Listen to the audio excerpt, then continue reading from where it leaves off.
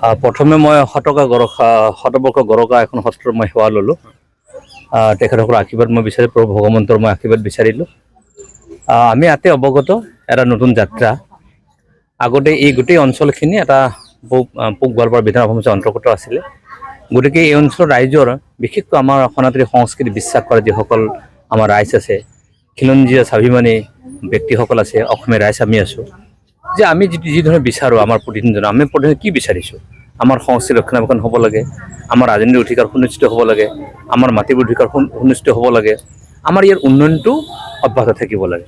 কিন্তু এই অঞ্চলবাসী ৰাইজে যেতিয়া বিগত সময়ছোৱাত কেইবা দশক ধৰি মনৰ ইচ্ছা যিধৰণে বিচাৰি যোৱা 10টা বছৰ যদি আমি চাওঁ, তেতিয়া সেই মনৰ মতন কেতিয়াও নহয়। আমি যাক ভোট দিওঁ সেই ব্যক্তিজন আমি কেতিয়াও নাপাওঁ। গতিকে এতিয়া নতুন যাত্ৰা, নতুনকৈ দুধনৈ বিধানসভা সমষ্টিত অন্তৰ্ভুক্ত হৈছে। আৰু নতুনকৈ দুধনৈ বিধানসভা সমষ্টিত অন্তৰ্ভুক্ত হোৱাৰ উদ্দেশ্য হৈছে বা কৰাৰ উদ্দেশ্য নিশ্চয় মামাই জানিব, মুখ্যমন্ত্ৰী হিমন্ত বিশ্ব শৰ্মা ডাঙৰীয়াই জানিব যে এটা নতুন যাত্ৰা।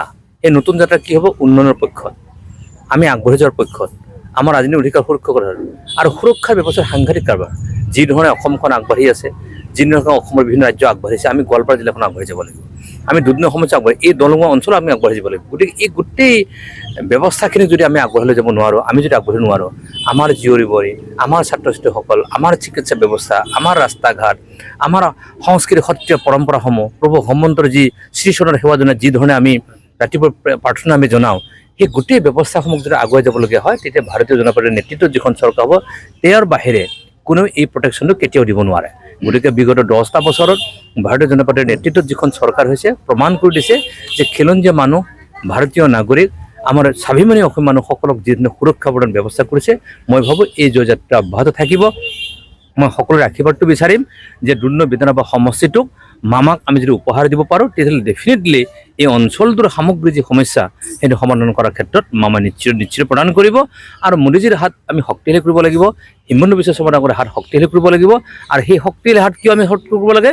উন্নয়নৰ স্বাৰ্থত, শান্তিৰ স্বাৰ্থত, সুৰক্ষাৰ স্বাৰ্থত, আৰু আমি স্বাভিমানী আমাৰ কৃষ্টি সংস্কৃতি ৰক্ষণাবেক্ষণ কৰাৰ স্বাৰ্থত আমাৰ সংস্কৃতিসমূহ, আমাৰ মন্দিৰসমূহ, আমাৰ সত্ৰসমূহ, আমাৰ উপাসনাস্থলীসমূহ আমি আগবঢ়াই নিব লাগিব।